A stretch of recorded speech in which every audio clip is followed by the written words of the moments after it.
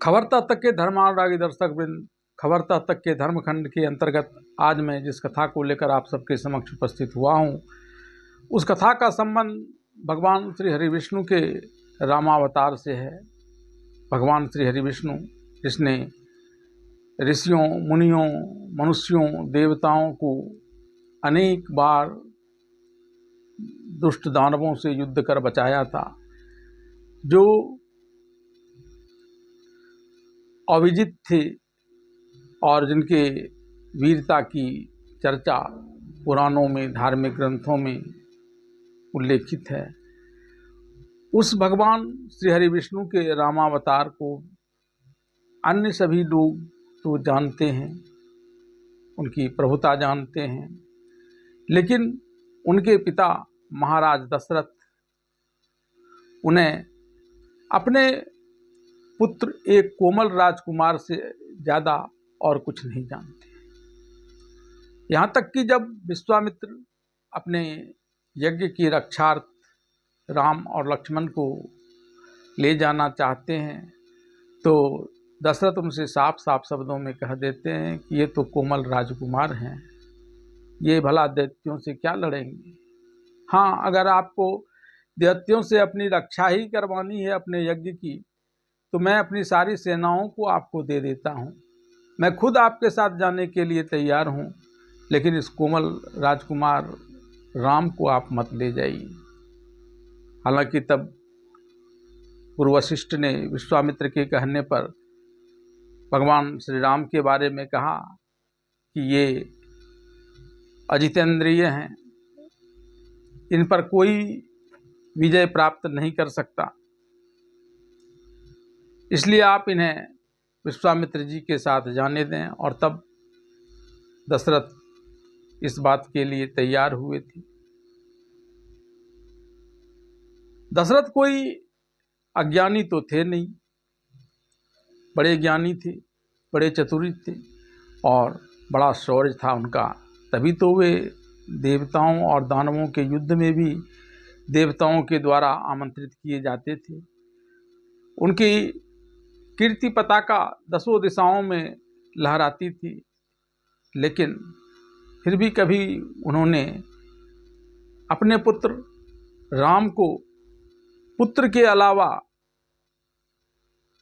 और किसी दूसरे रूप में, रामावतार के रूप में, भगवान के रूप में कभी नहीं देखा और अपने उस पुत्र के मोह में, पुत्र वियोग में ही उनके प्राणोत्सर्ग भी हुए थे। आखिर कोई तो बड़ी वजह रही होगी। यह अकस्मात तो ऐसा नहीं हो सकता कि दशरथ का सारा ज्ञान लोप हो गया हो और वे राम को पूरे मोह में फंसकर सिर्फ और सिर्फ अपने पुत्र के रूप में ही देखते हों, श्री विष्णु के रामावतार की तरह नहीं।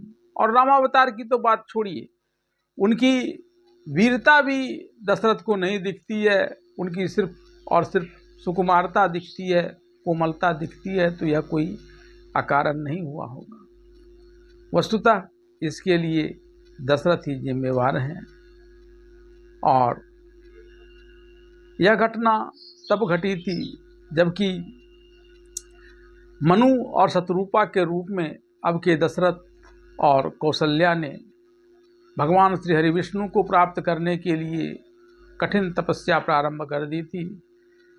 उनकी इस कठिन तपस्या से प्रसन्न होकर भगवान श्री हरि विष्णु ने इन्हें दर्शन दिया था और इनकी मनोकामनाओं को पूर्ण करने का वचन दिया था कि ये उनके घर में पुत्र रूप में उत्पन्न होंगी। यह तक तो सब कुछ ठीक ठाक था, लेकिन तभी अचानक तब आज के दशरथ और तब के मनु ने भगवान विष्णु से यह कह दिया कि मैं सिर्फ आपको पुत्र रूप में ही जानूं और किसी रूप में नहीं। संत कवि तुलसीदास ने बड़े ही सुंदर शब्दों में रामचरितमानस में इस के आशय को उद्धृत करते हुए लिखा है। बंदी चरण मनु किन्न बहोरी, अवहु नाथ एक बिनती मोरी, पुत्र विषयक तव पद प्रीति होई, मूढ़ बहुत जन कहूँ कि को। यानी बार बार उनके पैरों में प्रणाम कर मनु ने कहा कि अभी भी मेरी एक मनोकामना बची हुई है, वह यह कि आपके चरणों में मेरी पुत्र रूप में प्रीति हो, मैं आपको पुत्र के ही समान देखूं और किसी रूप में नहीं।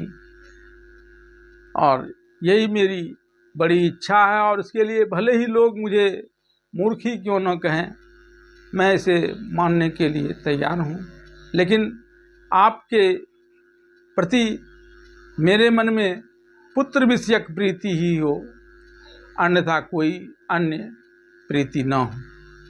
और यही कारण था जो दशरथ राम अवतार में उन्हें सिर्फ अपना पुत्र ही मानते हैं। यहाँ तक कि इस मनोकामना के पूर्ण होने के कारण ही जब भगवान श्री राम के रूप में भगवान श्री विष्णु कौशल्या के निवास में प्रकट होते हैं और वहाँ तरह तरह की लीला करते हैं, तो दशरथ उस अवसर पर भी आकर यह नहीं जान पाता है कि यह एक सामान्य बालक नहीं है, बल्कि विष्णु के रामावतार हैं। वह वहाँ से दूर ही रहते हैं। तुलसीदास ने अपने रामचरितमानस में इन आशय को भी बड़े सुंदर शब्दों में उघारा है। भय प्रगट कृपाला दीन दयाला, कौसल्या हितकारी,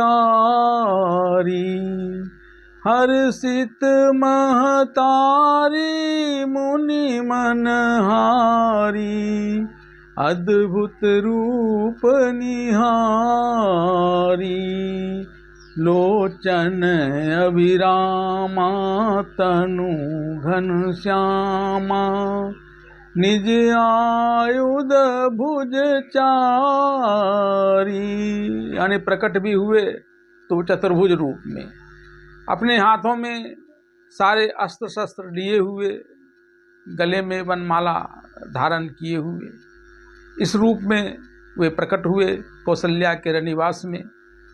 अब कौशल्या तो पहले देखकर हर्षित हुई और फिर कहने लगी कि मैं इस रूप में कैसे आपकी पूजा करूं। और फिर जब उन्हें इस बात का ध्यान आया कि ये कहाँ चतुर्भुज और कहाँ मेरा पुत्र, कैसे लोग इस पर विश्वास करेंगे, और तब उन्होंने कहा, ब्रह्मांड निकाया निर्मित माया, रोम रोम प्रतिवेद कहे, सो मम उर्वासी उपहासी, सुनत धीर मति थिर न रहे।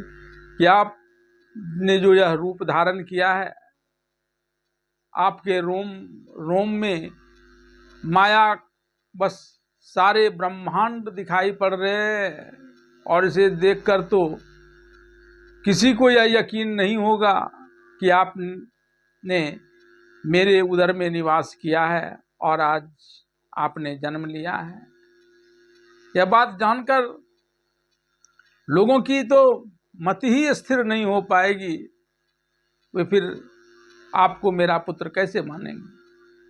और तब फिर कौशल्या ने कहा, माता पुनि बोली सोमति डोली, तजहु तात यह रूपा, कीजे शिशुलीला अति प्रियशीला, यह सुख परम अनुपा, सुनी बचन सुजाना रोदन ठाना, हुई बालक सुरभूपा।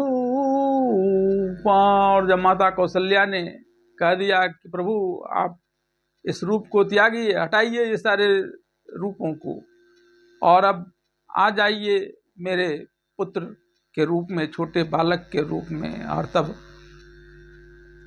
भगवान श्री राम छोटे बालक के रूप में आ गए और उन्होंने रुदन प्रसार दिया, और जिसे सुनकर सारे लोग ने यह जाना कि दशरथ के दरबार में कौशल्या के पुत्र के रूप में एक बालक का जन्म हुआ है। दशरथ ने भी यह सुना और बड़े प्रसन्न हुए, लेकिन यहाँ आए नहीं देखने के लिए भगवान श्री राम को, जो थोड़ी भी माया कुछ देख पाते जिससे उन्हें लगता कि ये अखिल ब्रह्मांड के नायक भगवान श्री विष्णु के अवतार श्री राम हैं,